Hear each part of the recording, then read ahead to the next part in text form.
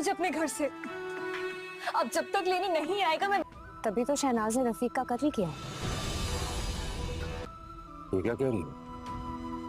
सच कह रही हूँ। वापस नहीं जाऊंगी। तुम्हारे भाई रफीक ने तो उसे अपनी जिंदगी में तलाक दे दी थी। ये आखिरी रात है तुम्हारे पास यहाँ पर।